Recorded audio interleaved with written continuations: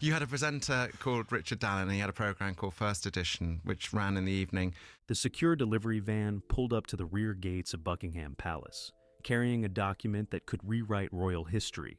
Charles Spencer, the late Princess Diana's brother, had just authorized a binding legal transmittal straight to Queen Camilla's private office. Inside the sealed leather folder was a collection of private diary entries and unreleased journals from 1996. The message from the Althorp estate was terrifyingly simple. Either the palace stops altering historical records, or these hidden papers go directly to the press. Decades of carefully guarded secrets are on the verge of being exposed to the world. The midnight delivery to the palace gates. The heavy iron wheels of a secure courier vehicle clicked across the wet cobblestones of Birdcage Walk at precisely 11:45 at night. The date on the security logbook read November 14th, 2025. The van bypassed the main public iron gates of Buckingham Palace entirely, slowing down as it approached the less visible diplomatic entrance located along the southern perimeter wall. Two armed Metropolitan Police officers stepped out from the stone guard post, their flashlights illuminating the vehicle's heavily tinted windows. The driver did not roll down the glass completely. He simply extended a small electronic verification pad and a heavy leather document pouch secured with a dual combination lock. This unscripted late-night delivery bypassed every standard administrative routing channel used by the royal household. Under the official regulations maintained by the master of the household, all non-state correspondence intended for senior royals must be delivered to the Central Mail Screening Facility located near Battersea during normal working hours. This strict policy ensured that every packet underwent standard radiological and chemical analysis before entering a royal residence. However, the document pouch carried an advanced diplomatic transit seal issued by a prominent legal firm in Northamptonshire, an administrative designation that required immediate physical transit straight to the duty sergeant at the palace security hub. The sergeant took the leather pouch inside the ground floor monitoring office, logging the arrival under the category of urgent estate notification. The computer terminal screen recorded that the package had originated directly from the administrative offices of the Althorp estate. The delivery logs contained an explicit written instruction stating that the contents were to be hand-delivered to the Queen's private secretary before the midnight security shift change concluded. The night staff realized that a formal transmittal from the Spencer family, arriving under legal seal at midnight, represented a massive break in standard family diplomacy. The timing of the delivery was tied to a specific tense dispute over the digital cataloging of the Royal Collection Trust archives. Earlier that month, the Palace Library team had begun migrating thousands of historical press releases and court circular images from the 90s onto a new, publicly accessible online database. During the migration process, several summaries of the historical events surrounding the 1996 divorce settlement had been subtly edited by Palace communications officials. The updated text downplayed the role of the king's second wife during the marital breakdown, a bureaucratic rewrite that the Spencer estate trustees viewed as a direct violation of historical accuracy. The tension within the security office escalated when the duty sergeant called the private secretary's apartment, located on the second floor of the palace. The official was awake, having spent the evening reviewing the final seating arrangements for an upcoming diplomatic reception. He arrived in the monitoring room within 5 minutes, still wearing his formal evening dress shirt, but lacking his silk tie. He used his unique master code to unlock the dual digital pad on the leather pouch, pulling out a thick, 30-page legal brief bound in black plastic rings. Attached to the front of the brief was a handwritten note signed by Earl Spencer.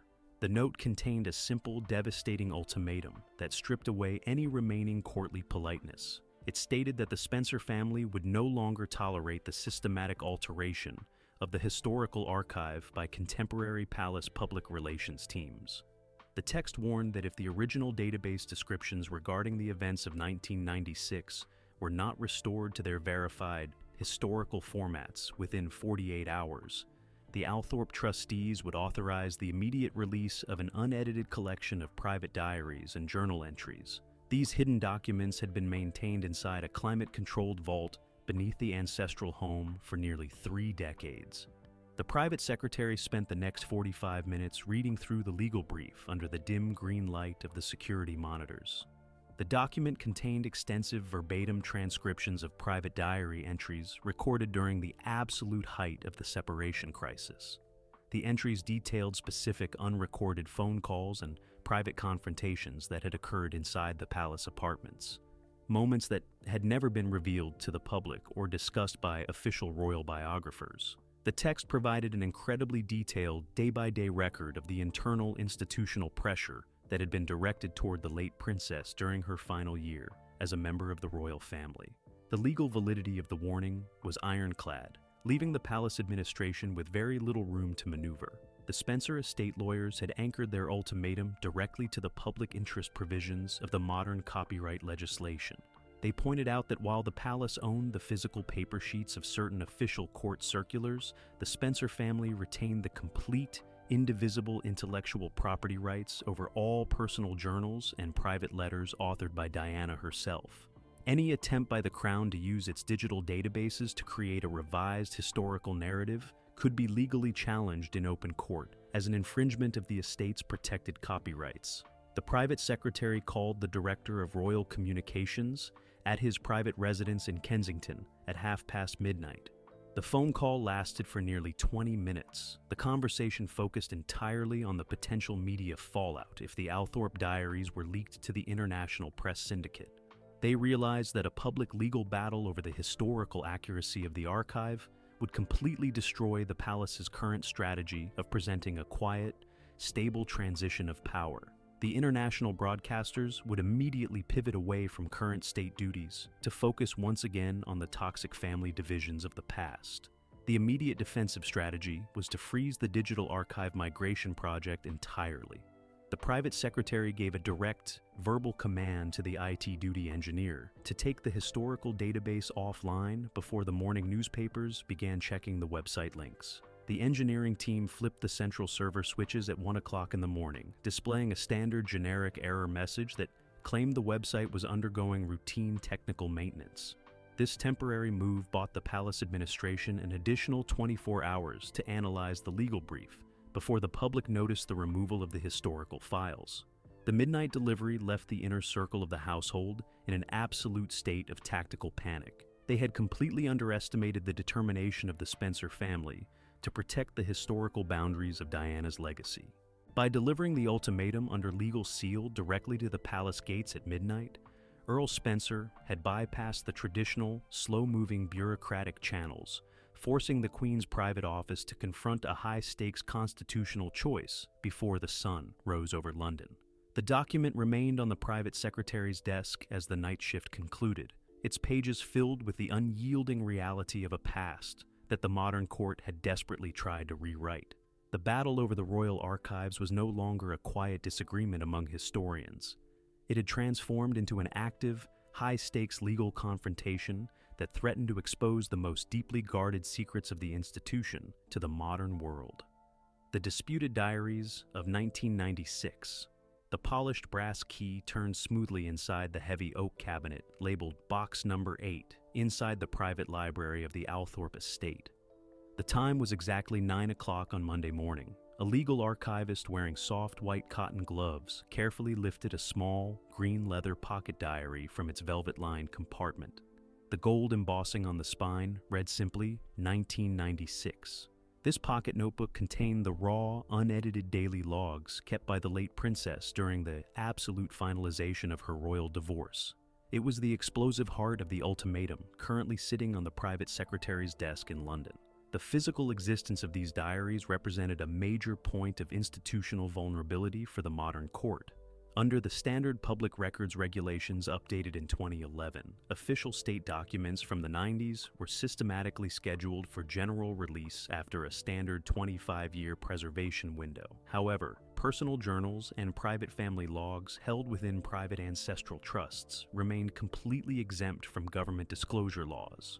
The Spencer family had maintained total legal custody of these specific notebooks, ensuring that the day-by-day record of the marital breakdown stayed completely outside the control of the palace catalogers. The entries inside the green leather diary provided a meticulously detailed account of the administrative maneuvers that took place behind the scenes during the final property divisions. The text recorded the exact dates and times of several unrecorded visits by senior palace officials who had tried to pressure the princess into surrendering her official title and her personal apartments at Kensington Palace. The handwriting, changing from sharp strokes to hurried cursive depending on the day's events, detailed a series of private verbal agreements that had been broken by the court within weeks of the final decree being signed by the High Court judge. A quiet mystery emerged regarding a missing set of financial ledger sheets that should have been attached to the diary's December annex. The missing pages contained a detailed inventory of the historical jewelry pieces that had been given to the princess as personal gifts during her international state visits to Tokyo and Paris. The palace registry team had long claimed that these specific items were part of the permanent crown collection and could not be passed down privately to her children. Yet, the diary entries referenced a separate, signed receipt from the keeper of the privy purse that explicitly recognized the items as her private property. The analyst who uncovered the financial discrepancy was a forensic legal researcher named Richard. He spent 3 days comparing the Althorp Journal references with the public asset logs published by the Sovereign Grant Auditing Committee earlier that year. He discovered that several of the disputed international gifts had been quietly recatalogued by the palace under generic registration numbers in 2024. This bureaucratic alteration effectively hid the historical origin of the jewelry, allowing the contemporary household to reallocate the pieces for modern state dinners without triggering a public discussion about their true source. This discovery provided the Spencer estate lawyers with the definitive evidence they needed to back up their ultimatum. They could prove that the palace wasn't just updating its digital databases for technical efficiency.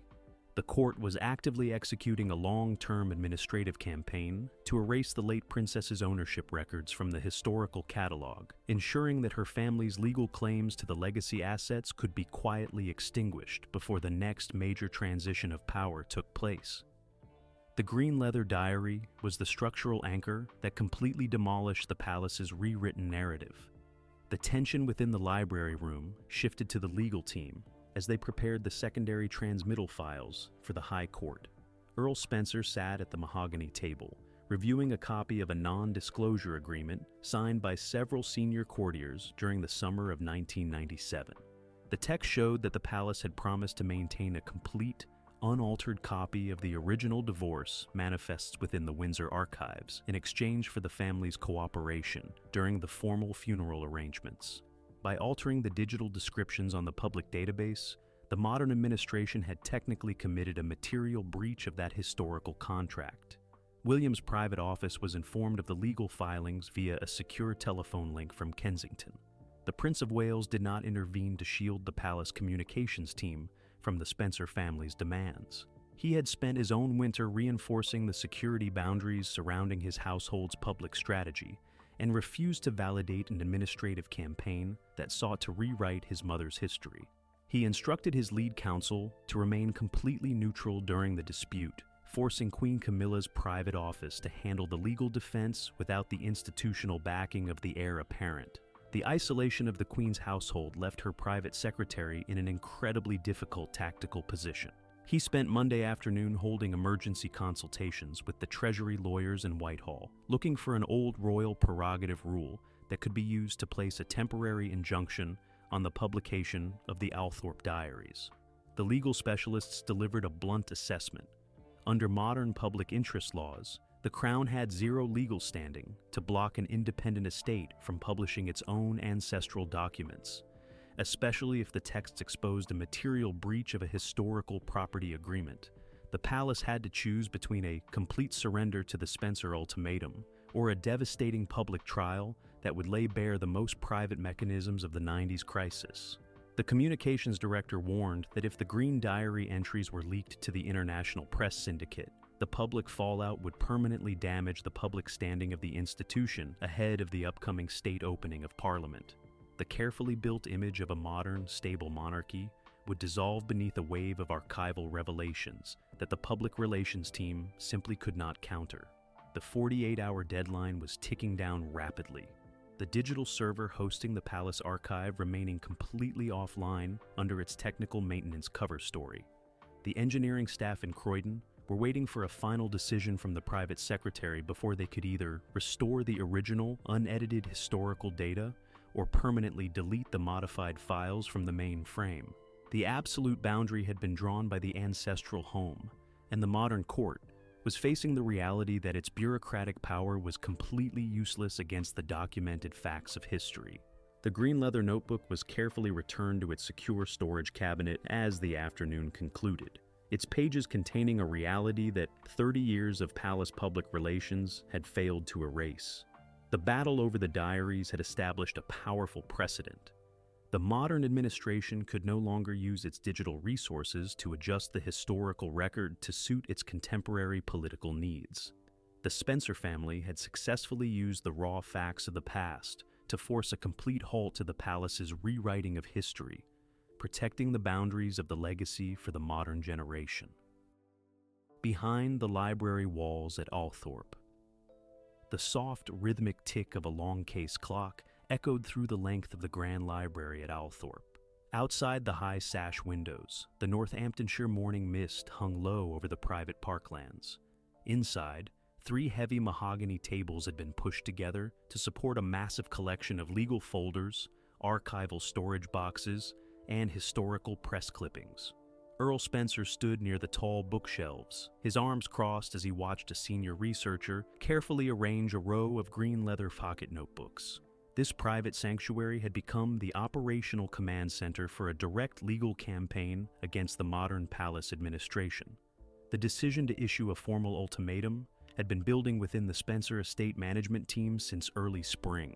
For months, their digital tracking software had been monitoring a series of strange edits appearing on the official royal family website. Every time a new update was pushed to the server from the palace communications department, specific historical facts concerning the late princess's philanthropic milestones in London were being altered. Her founding role in several prominent youth homelessness networks was systematically being replaced with generic institutional summaries that attributed the work to the wider collective household. The estate trustees viewed these administrative adjustments as a deliberate attempt to slowly dilute Diana's individual historical footprint. They realized that if they allowed the palace public relations team to continuously alter the digital catalog without a challenge, the true history of her independent public service would eventually be rewritten out of existence.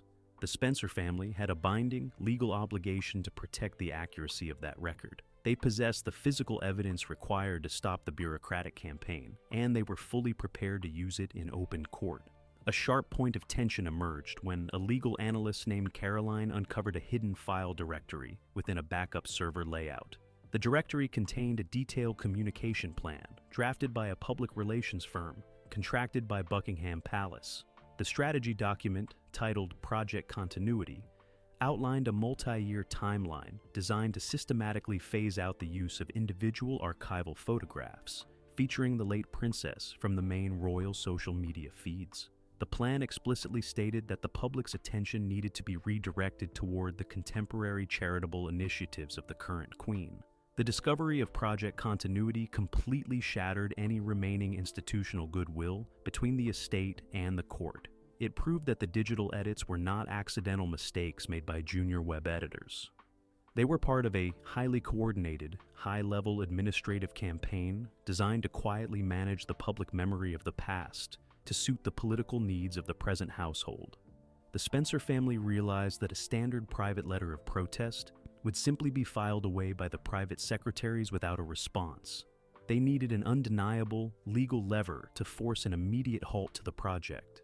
The lever was the collection of unreleased private diaries spanning from 1992 to 1996. These notebooks contained a raw, unedited account of the institutional pressures Diana faced as she attempted to maintain her independent charity network following her formal separation from the Prince of Wales. The text recorded the exact names of the courtiers who had tried to block her international travel schedules to Geneva and New York, providing a detailed record of the administrative barriers that had been placed in her path by the traditional court structure.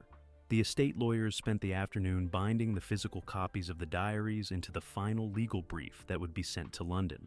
They attached a formal affidavit from a prominent intellectual property specialist based in Edinburgh, confirming that the copyright over these personal journals belonged exclusively to the Spencer Ancestral Trust under the current provisions of the Copyright, Designs, and Patents Act.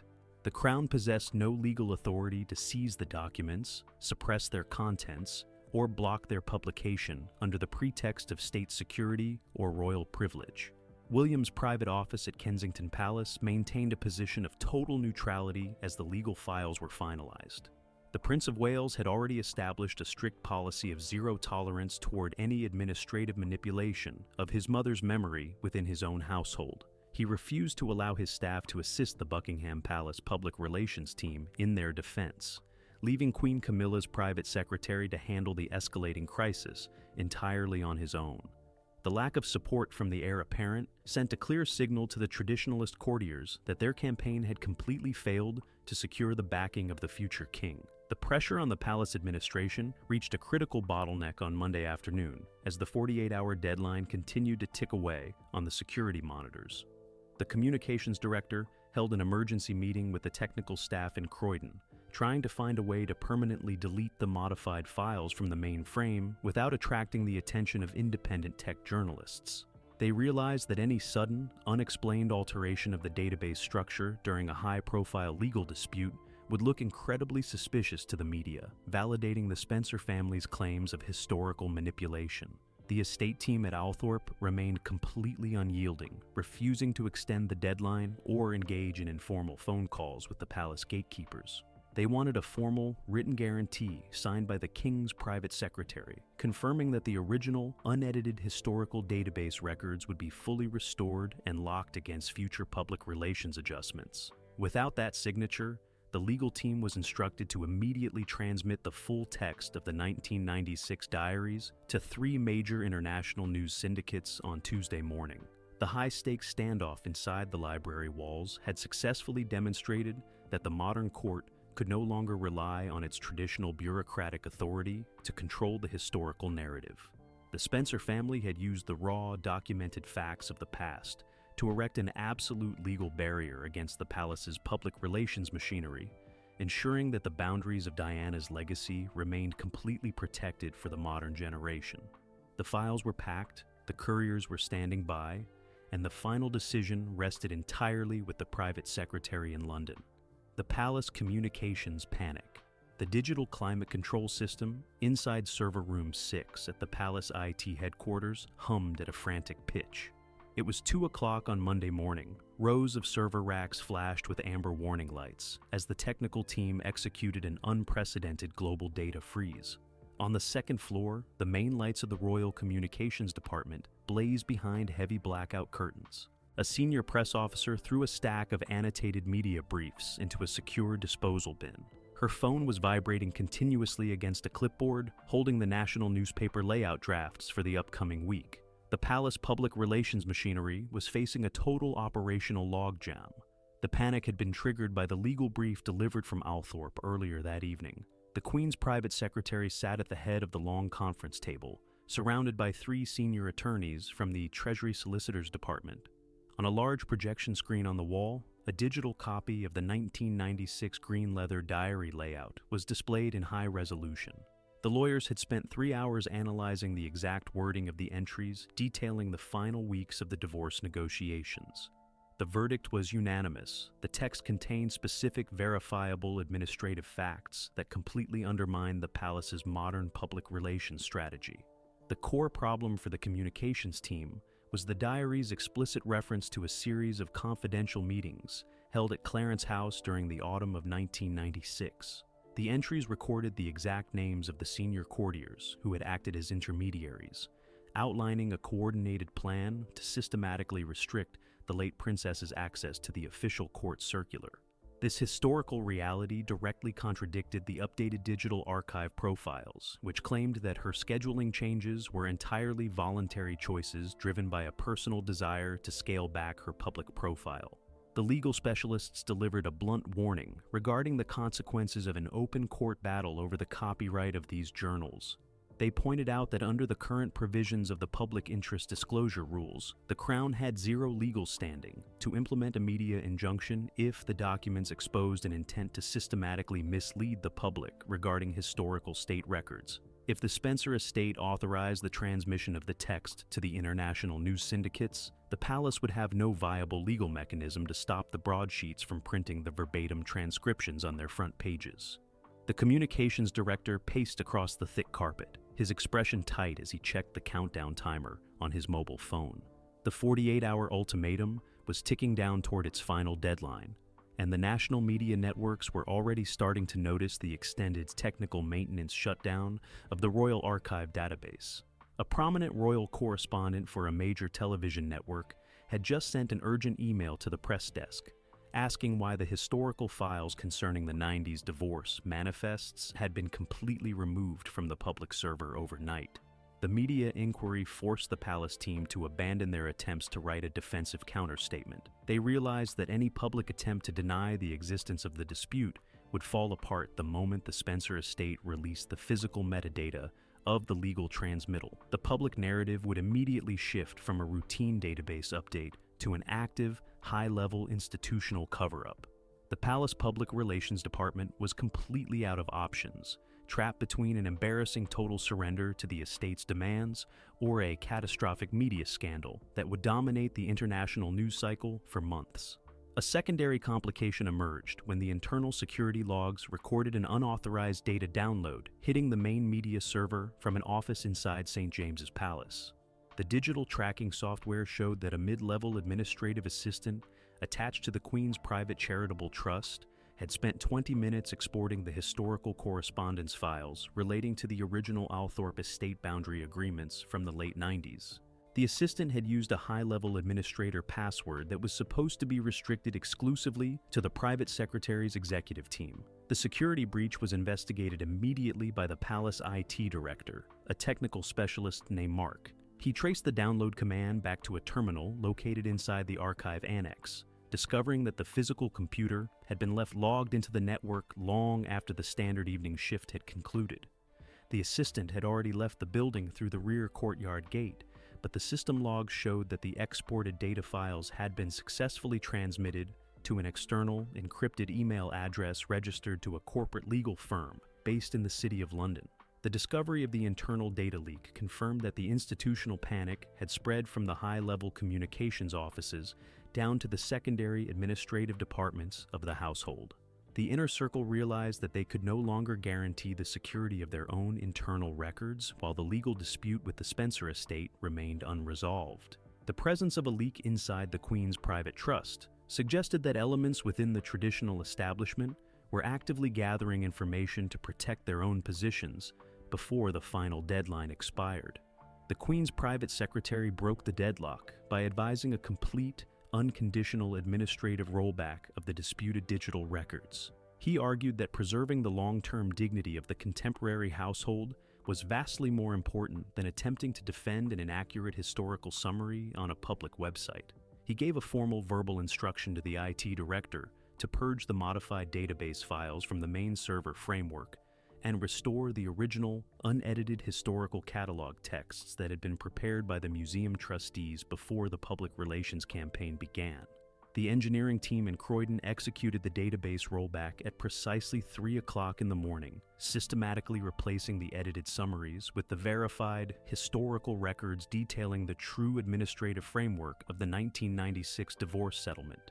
The technical cover-up had been completely dismantled, its removal logged into the Central Archive Index under a secure compliance code that prevented the public relations team from ever accessing the files again, without a joint signature from the master of the household. The total surrender to the Spencer ultimatum was finalized without any public announcement or media confirmation. The private secretary drafted a short formal acknowledgement letter to Earl Spencer, confirming that the digital database had been permanently returned to its original historical format and locked against any future public relations adjustments.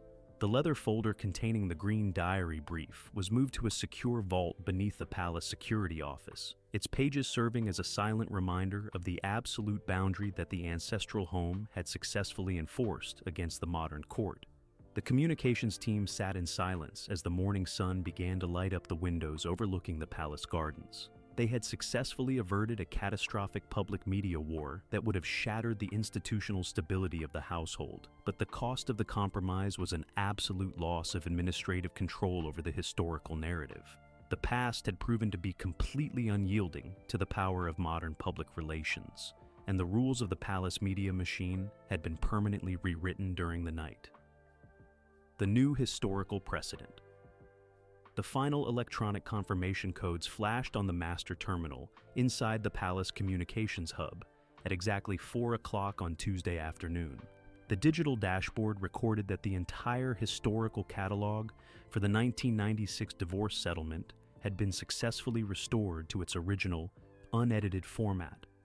The temporary technical maintenance notice vanished from the public interface, replaced by the verified institutional records prepared by the museum trustees decades earlier.